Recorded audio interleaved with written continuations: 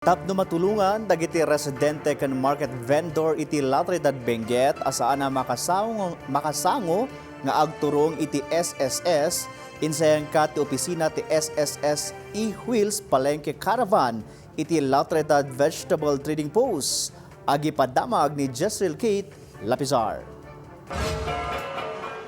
Inya si dagiti social security system dagiti serbisyo da kadagiti residente ken mangmangged iti La Trinidad Trading Post babaen iti SSS E-Wheels Palengke Caravan a naangay itang aldaw.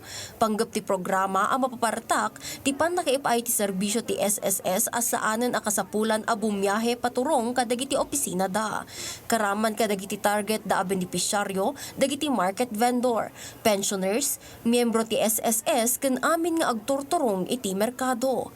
Maragsakan ni Manang Emma iti daytoy gapot na amuan na dagiti benepisyo a mabalin na amaala iti SSS.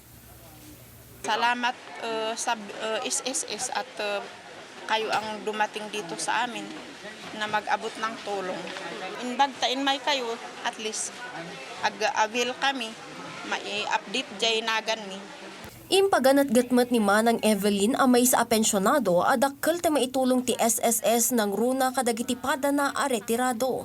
Kinunana aga po iti regular a panagtintinag na iti SSS na usar na ti pensyon na a panangaramid ti balay na. Kayong mga nag-umpisa na nag-register ng is at nagbayad kayo ng 3 months, hindi ninyo tinuloy i-continue ninyo yan kasi malaking tulong sa inyo kung tatanda kayo. Manulaang kadagiti na ijaya a serbisyo ti panang parehistro kas member ti SSS.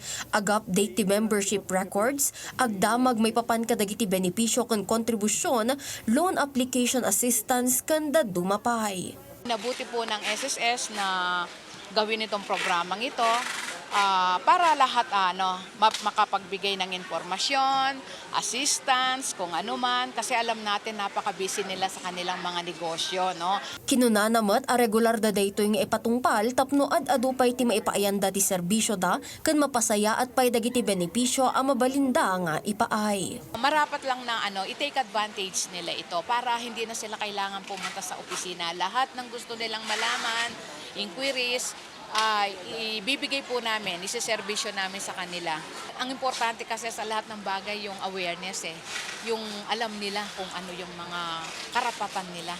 Jezreel Kate Lapizar para iti Pagilian.